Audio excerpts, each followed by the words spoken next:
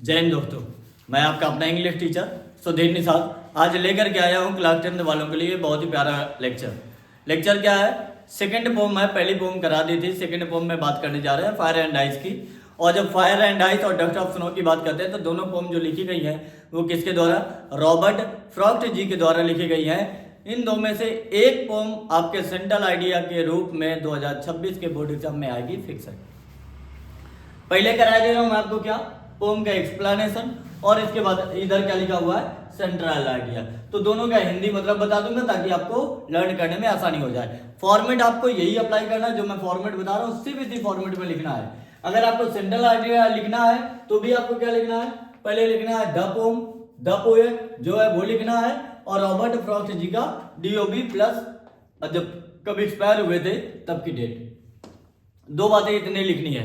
आइए पहले काम करते हैं, तुरंत देखते हैं पोयम और इसका मीनिंग क्या है, लिटरल मीनिंग क्या है, और इसके बाद इसका सिंबोलिज्म क्या बताया गया, क्या क्या बताने का प्रयास किया गया है। जो जो चीजें बताने का प्रयास किया गया वो आओ देखते हैं।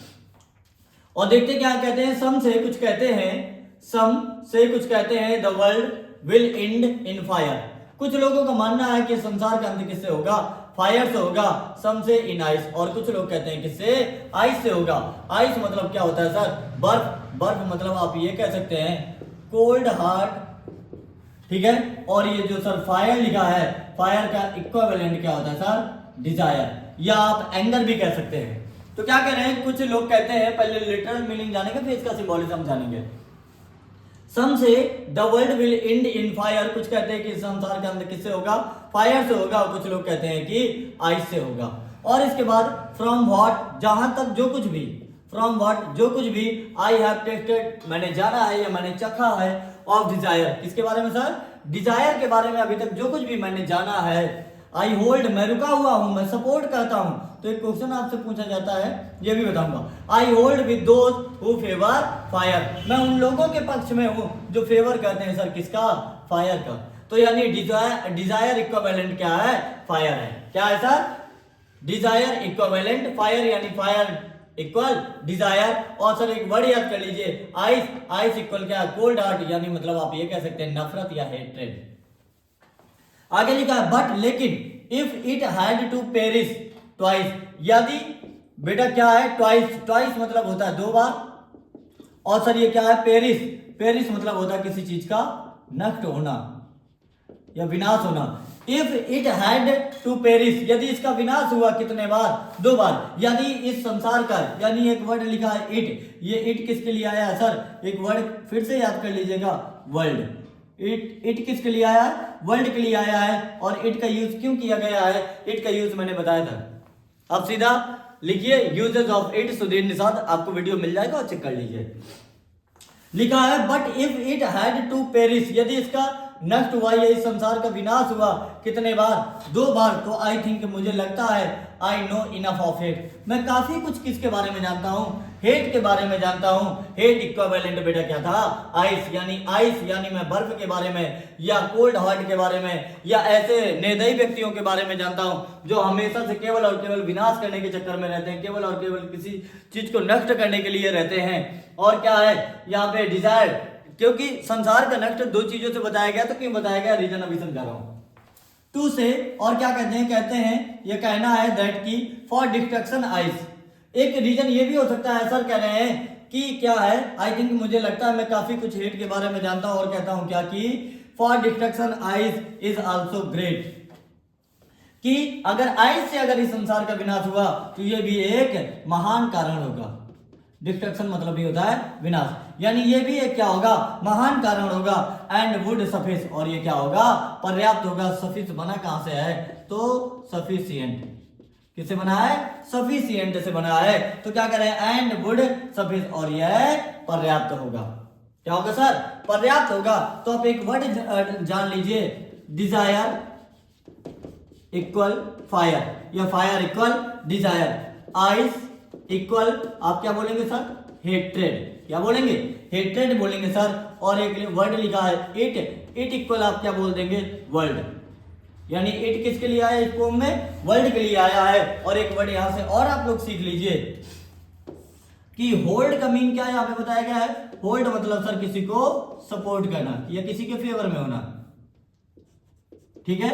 और ये वर्ड जानने के बाद इसके बाद आप ये जान लीजिए कि पोएट कौन है। पोएट है सर रॉबर्ट फ्रॉस्ट। ये बातें क्लियर होंगे। तो यानी क्या कहा है कि इन लोगों ने कहा है कि सर ये क्या है। पहली बात तो ये इसका मीनिंग हो गया, जो वर्ड टू वर्ड है, वर्ड टू वर्ड जो मीनिंग बताया गया, शब्द बाई शब्द जो वर्ड मीनिंग बताया गया है उसका मतलब बता दिया। दूसरी बात क्या कह रहे हैं, पोएट का कहना है कि जैसे कि संसार का विनाश होना हो तो दो चीजें बहुत ज्यादा पर्याप्त हैं। एक तो आप क्या कह सकते हैं, या नफरत का होना, इस संसार में पूरे जगह सब जगह केवल और केवल नफरत फैल जाए तो सबका केवल और केवल विनाश होगा, इस संसार का विनाश हो जाएगा, ठीक है। और जैसे हिमालय से बर्फ अगर पिघल जाए, ठीक है, नफरत के जरिए कोई ग्रीन वॉर कर दे या कुछ कर दे तो जिससे क्या है बर्फ पिघल जाए तो भी क्या होगा, पूरे संसार का विनाश हो जाएगा। और कह रहे हैं लोगों में जो बहुत ज्यादा डिजायर आ जाती है, क्या आ जाती है, डिजायर आ जाती है, तो ये भी एक महान कारण होता है किसी चीज को नष्ट करने के लिए। यानी संसार का विनाश अगर करना है तो डिजायर और हेट्रेड दोनों क्या होंगे, पर्याप्त होंगे। अगर आप देखेंगे तो युद्ध के जो भी कारण होते हैं वो बहुत सारे डिजायर होते हैं, या तो क्या होता है, हेट्रेड होता है। जैसे अभी पाकिस्तान वाला देखा होगा, ऑस्ट्रेलिया में विवाद किया था, तो ये तो साले पाकिस्तान वाले तो है ही है हरामखोर, बिल्कुल ये जहां मिले इनको बिल्कुल जी भर के कूटना चाहिए। बाप बेटा दोनों लोगों ने मिलकर बताओ ऑस्ट्रेलिया में 16 लोगों की जान ले ली, आप सोचिए। तो ये नफरत ही तो है, ये केवल और केवल क्या है, नफरत है। तो इसी बात को पोएट ने बताने का प्रयास किया है। आई होप ये क्लियर हो गया होगा। आइए सेंट्रल आइडिया की तरफ चलते हैं। जब आप सेंट्रल आइडिया लिखेंगे तो लिखेंगे कैसे सर, फिर से आपको बताता हूं कि सर जब आप सेंट्रल आइडिया की बात करेंगे तो मैं सेंट्रल आइडिया लिखने का एक प्यारा फॉर्मेट बता दे रहा हूं कि सबसे पहले सर आंसर नंबर, जो आंसर नंबर है आप आंसर नंबर डालेंगे, ब्रैकेट में क्या लिख देंगे, या उस ब्रैकेट में लिख दीजिए सेंट्रल आइडिया, नीचे क्या लिखिए, द पोयम, फिर उसके नीचे क्या लिखिए, द पोएट। पोयम जो है पोयम का नाम लिखिए, जो पोएट है वो पोएट लिखिए। फिर इसके बाद उनके जन्म और मृत्यु दोनों लिख दीजिए, उसके नीचे आइए, फिर अपना सेंट्रल आइडिया लिखना स्टार्ट करिए। और सेंट्रल आइडिया लिखने के साथ सर एक सबसे इंपॉर्टेंट और प्यारी बात होती है, जो टॉपर बच्चों की खासियत होती है, यानी मेरे बैच में जितने बच्चे पढ़ रहे हैं सबको पता है कि सर अगर हमको क्या लिखना है, सेंट्रल आइडिया लिखना है तो एक कोट्स जरूर लिख के आना है, ये खासियत होती है। वैसे ही आप लोग भी बनेंगे क्या कह रहे हैं sir, the central idea of the poem, जो सेंट्रल आइडिया है इस पोयम का, किसका, फायर एंड आइस का, कंपोज्ड बाय, जो लिखा गया है बेटा किसके द्वारा, रॉबर्ट फ्रॉस्ट के द्वारा। Is that two possible ways, बेटा कितने रास्ते हो सकते हैं, संभावित दो तरीके हो सकते हैं, कैन एंड द वर्ल्ड, जो संसार को क्या कर सकते हैं सर, एंड कर सकते हैं, इन दी ओपिनियन ऑफ सम, कुछ लोगों का मानना है, ये कुछ लोगों का मानना है, द वर्ल्ड विल एंड, कि संसार का अंत होगा किससे, इन फायर एंड अदर्स, और कुछ लोगों का मानना है, कुछ लोगों का ओपिनियन ये भी है कि इज दैट, इसका अंत किससे होगा, it will and in ice. कुछ लोग कहते हैं कि फायर से होगा और कुछ लोग कहते हैं कि आइस से होगा। Fire stands for human desire, fire के लिए अभी इक्विवेलेंट वर्ड बताया था सर, क्या बताया था, डिजायर, ये तो क्या हो सकता है सर, ग्रीड, ये तो क्या हो सकता है, एंगर।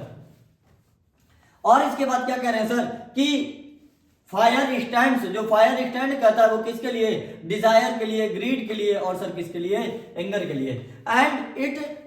एंड आइस सिंबॉलिजेस हेट्रेड, और आइस का जो सिंबॉलिज्म है वो क्या है, सिंबॉलिज्म है वो किसका, हेट्रेड का है। यानी आइस इक्विवेलेंट अभी आपको बताया सर क्या होता है, हेट्रेड एंड इनडिफरेंस, और ये क्या भिन्न भिन्न। द पोएट बिलीव्स, पोएट को विश्वास है, बोथ थिंग्स आर, दोनों चीजें आर डिस्ट्रक्टिव, दोनों चीजें कैसी हैं, विनाशकारी हैं, यानी इनफ है, पर्याप्त हैं, टू ब्रिंग रूइन, यानी किसी चीज को नष्ट करने के लिए, किसी विनाश को लाने के लिए ये दोनों चीजें पर्याप्त हैं। कौन सी दोनों चीजें सर, एक फायर और एक क्या है, आइस। इसके बाद आपको कोटेशन से नीचे लाइन छोड़ करके लिखना है, कोट्स और इन्वर्टेड कॉमा के अंदर लिखना है, ग्रेड इज अ फायर, यानी ग्रेड किस तरीके की होती है सर, लाइक अ फायर की तरीके होती है, दैट बर्न्स, जो जला देती है, द हार्ट, किसको, हृदय को, दिल को, आपके दिल को जख्मी कर देती है। फिर आप कहते हैं दिल के अरमा आंसुओं में बह गए, हम वफा करके भी तन्हा रह गए। बस ऐसा ही कुछ पोएट कहना चाहते हैं, कहते हैं हमने तो मोहब्बत करी लेकिन तुमने क्या किया, नफरत किया। तो जहां मोहब्बत है वहां क्या है, नफरत है। जहां पर डिजायर है तो डिजायर किसके तरीके होती है सर, फायर के तरीके होती है, जो कभी एंड नहीं होती है। जिस चीज का एंड नहीं होता, जैसे आप देखिए आज डिजायर है, हमारी डिजायर है कि हमारे 2K सब्सक्राइबर हो जाएं, कुछ लोगों की और बड़ी डिजायर है, कुछ लोगों की और बड़ी डिजायर है। डिजायर कभी खत्म नहीं होती है। जब डिजायर खत्म नहीं होती है तो वैसे ही पोएट ने बताया है कि जैसे डिजायर कभी खत्म नहीं होती है, तो ये महान कारण हो सकता है किसी चीज को विनाश करने के लिए। इस संसार का विनाश इन चीजों से हो सकता है। तो 2026 के लिए बच्चों आप लोग बिल्कुल तैयार रहिए मेरे दोस्तों, भाइयों बहनों, सब लोग। मैं मोदी जी की तरह तो नहीं बोलूंगा भाइयों बहनों, मैंने आपसे कहा था कि 2026 के एग्जाम में बिल्कुल यही आएगा। ऐसा तो नहीं है, क्योंकि मोदी जी एक अलग बात है, मोदी जी झूठे वादे करते हैं, उनको तो फिर खैर कोई बातें नहीं है, क्योंकि मोदी जी केवल और केवल किस पे बात कर सकते हैं, 150 साल पुराने पहले क्या हो रहा था। यानी भारत में मोदी जी बात किस पे करते हैं कि 150 साल पहले, 200 साल पहले भारत में क्या हो रहा था। और जो डेवलपिंग कंट्री है, जो डेवलप्ड कंट्री है, वो किस पे बात करती है कि 150 साल बाद आगे हम क्या करेंगे। ये अंतर है मोदी जी में और अदर लीडर्स में। तो सर किसी को कुछ ना कहिए, बस इतना जानिए कि ये जो सेंट्रल आइडिया ये बताया जा रहा है कि फायर और क्या है, आइस का कंपैरिजन कराया गया, फायर को भी बताया गया विनाशकारी और डिस्ट्रक्टिव बताया गया, और किसको, आइस को भी बताया गया है। तो सर एक वर्ड जान लीजिए जिसका मतलब यहाँ पर आया था क्या, डिजायर, डिजायर इक्विवेलेंट फायर, और क्या है यहाँ पे एक वर्ड है हेट, हेट इक्विवेलेंट क्या कर देंगे, आइस कर देंगे। पेरिस मतलब होता है नष्ट करना, किसी चीज को रुइन करना, डिमोलिश करना, यानी बिल्डिंग वगैरह को। डिस्ट्रक्शन मतलब भी होता है विनाश। ये आई होप ये सारी चीजें क्लियर हो गई होंगी।